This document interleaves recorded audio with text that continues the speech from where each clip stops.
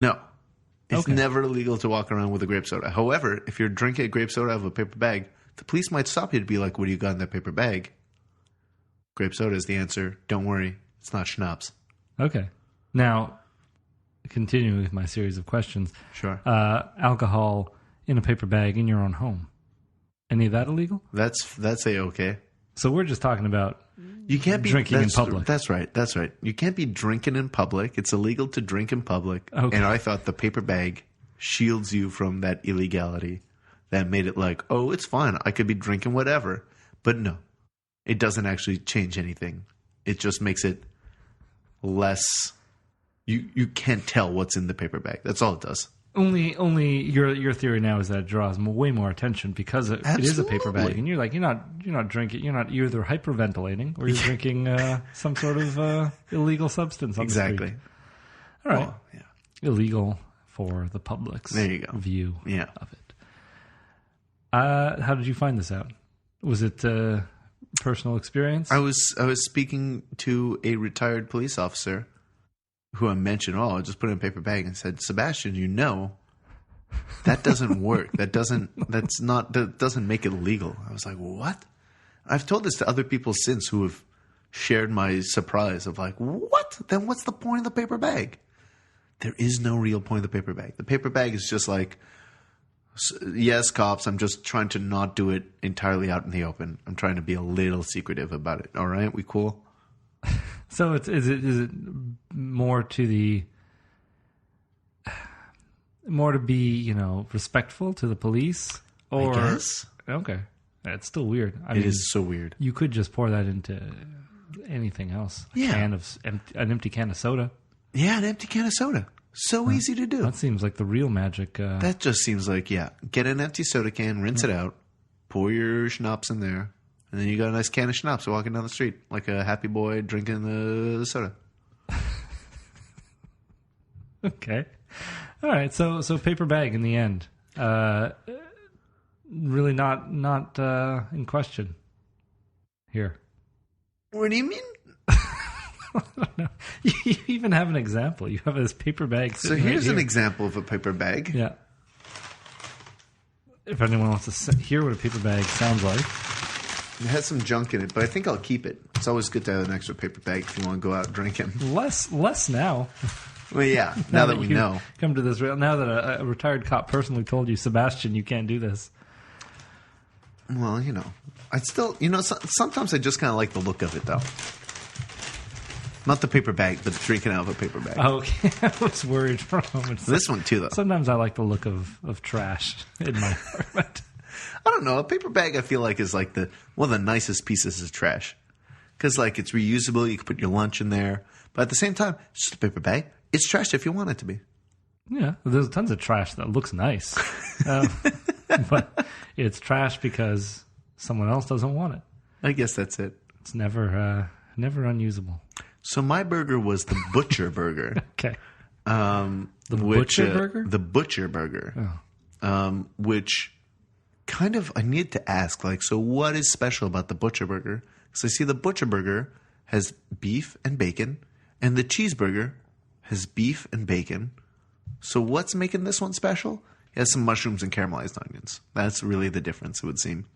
That a butcher would put onions and mushrooms. I figured there's more meat. No. It looked heartier when I saw you. Yours was not as flat as mine. I think it was mostly that it wasn't mushed. There wasn't that much more in it. There So were they some haven't mushrooms and mushed onions. mine? Mushed burgers aren't a thing that they do? They just mushed mine?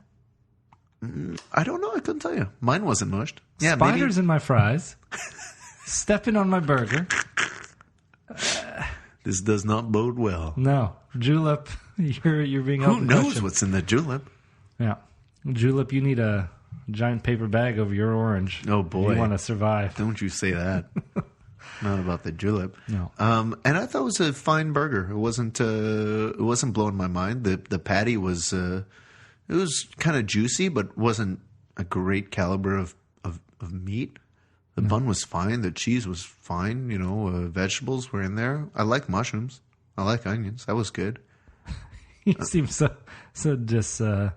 disassociated with this burger now. It's fine. It's fine. I mean, after last week's emotional high of Wendy's, It's tough to have a come down burger like that. That's not. I mean, come down burger. I don't want to sound too harsh on this burger. It's fine. It's not a bad burger. You'll go there and you'll want a burger and you'll eat a burger and you'll be like, "Yep, it was a burger," and you'll not be hungry afterwards. Yeah, but what's the allure of going there? It's not necessarily a burger, right? Like the hot dog, I think, is the hot dog burger. The hot dog sandwich? What's the draw? I don't know. What's the allure? To me, the allure is like the orange julep. Is just a bit. You're going to a restaurant that's a giant orange in the middle of a parking lot. Well, you're saying one guy's going there for spaghetti. Other people, they go there for their hot dog sandwiches. Sure. What? Okay, hold on. I'm gonna need to stop you right there, Matthew. Hot dog sandwiches. Yeah, it's like I get a tuna fish sandwich. I get that. Oh, gross.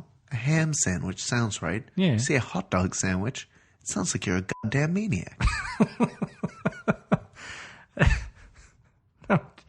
What makes a hot dog not a sandwich? I think it's the fact that it's a single piece of bread. Yeah. Because I think the definition of a sandwich All right.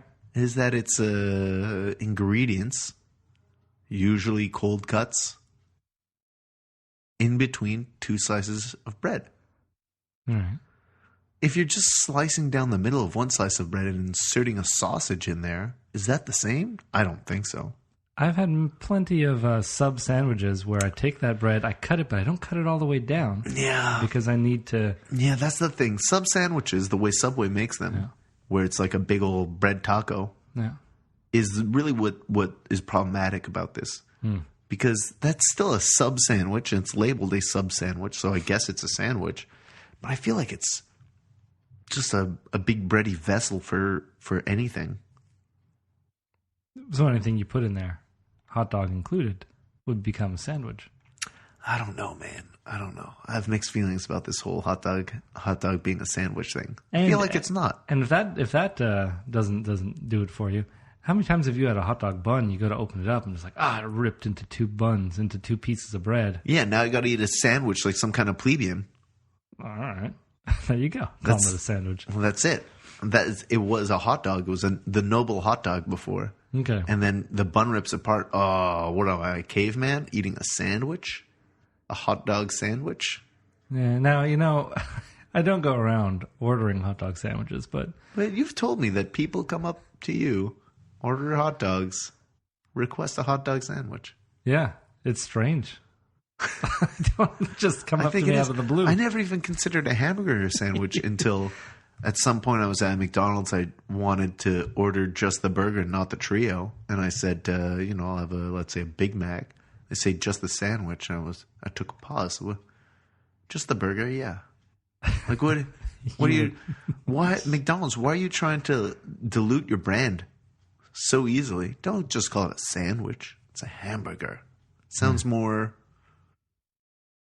meaty.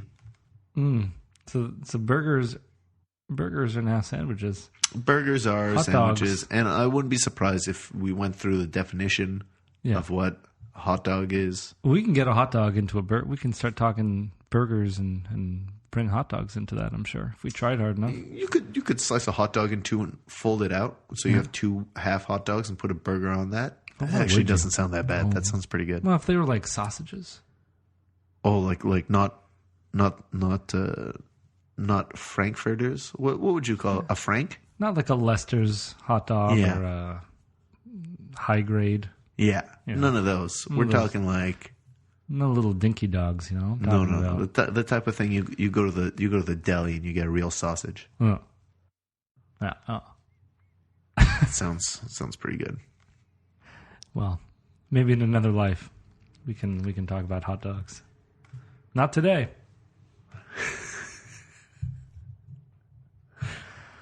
But yes, okay. People are going there for the hot dogs. That's not the point. They have a poutine. I don't think that one's very good either. I've had their club sandwich. It's like everyone's club sandwiches. They're all at the same level, really. The real draw is the novelty of going to a Giant Orange and drinking this concoction of mysterious origins and nature. Yes. And nostalgia, I guess. Yeah, it's all mixed in there. Yeah. Probably better to go, Friday evening or something. Sunset in the summer. Yeah, that actually does sound lovely. Yeah, not just like even after dark, it's great. There's the glow of all the other businesses nearby. Ooh, does the Julep glow? The Julep itself doesn't glow, but its sign does. There's an orange neon sign. You see the drips of orange juice dripping. Okay. Julep after dark is a place to go. It kind of is. It's really nice. All right. To get a big old jug of strange orange juice around midnight. Yeah. Now I got a big chunk of meat moved from my throat up to the back of my head at some point. You were choking on food, and I didn't understand where it went. You said it went up into the back of your head and started like touching the back of your neck. My brain right at the base of the skull. Yeah. Which I didn't understand how food could get back there. And I was like, do you mean like up in your nasal cavity? Like the back of my head was getting to my brain. It's a mess. It's a whole mess back there. I don't know. And it affected me. My throat still hurts right now. I have a very raspy, it just feels like, I don't know, I have a burr in my throat. Oh, wow. I felt in that moment like I could never be a first responder or paramedic because, I had a mouthful of food and then you start choking. I say, are you all right? And you look up to me with tears in your eyes, saying 3 episodes in a row with Matthew has tears in his eyes. Look up to me with tears in his eyes and you said no. I did say no, and you didn't. And I care. just kind of kept sitting there watching you, going like, "He's making it through, though. He's gonna be okay. What am I gonna do? Let me do the Heimlich on you? That's not gonna help anything." Well, you could be an optimistic paramedic. Yeah, see, I'll fight his way through it. Don't worry. you're the guy beside you is like, we should help him. And it's like, well, he's gonna feel very accomplished if he gets through this on his own. Yeah, don't take that away from him. We don't want to rob him of his sense of accomplishment there. So let's just let him work through this on his own. Yeah, it's like, how many people have you seen make it through on their own? Oh, I mean, dozens probably. But how many haven't? Well, I mean, they aren't necessarily choking. Sometimes, actually, yeah. I mean, sometimes they are choking. Maybe a year ago, I was at work. Wait, is this still the paramedic talking? No, this is. Oh, okay. I thought you were talking to Sebastian. You were being the paramedic. Oh, but you're just being Sebastian. No. You were going into a character mode. I was like, no, I've witnessed many people suffer and done little to nothing. Have you actually seen a bunch of people choking? So here's the story. Yeah. Maybe a year ago, I was at work, and a girl came up to me who worked there, and she came up to me, and she was like jumping and just flailing her arms around and looking panicked. And I thought, because it was an Indian restaurant, so I figured sometimes they feed us very spicy things just to like see our faces or whatever. And so I was like, oh, you should get some milk. And she's like, just kind of jumping and like beginning to cry. She was just excited to see you. Or something. And I was like, oh, you'll be okay. Let me go get you some milk. And then it was like, oh no, you're choking. But it took me so long to be like, oh, she's eating something spicy. It's no big deal. I think she ended up just choking it up herself before anyone was able to realize that she needed like a Heimlich maneuver situation. You're just pouring some milk. And like, here's a glass of milk. She's like, can't breathe. And what I was mostly concerned about was if I'm choking, you do a hands on the throat, you express it with your eyes and your hands on your throat or like your mouth or something. She was just shaking her hands around and jumping. That does not tell me that you're choking. Okay, so it's it's a lot. The hindsight of it is in hindsight, of course she was choking. She really needed a Heimlich maneuver. But I was like the third or fourth person that she went to like make eye contact with since she started choking. And we were all like, it's okay. Oh, so it's like change up your game after a while. It's like when you're doing charades. If someone keeps guessing the same thing, change up what you're doing. Potato. It's not a potato. What do you think this is? How could this be potato? That sort of thing, yeah. Write it down, maybe. Maybe carry a little card saying I'm choking. I feel like if you're choking and like scared about suffocating, you're not like, let me get a pad here. And then like jotting something down real quick. I'm choking. What is this now? You're oh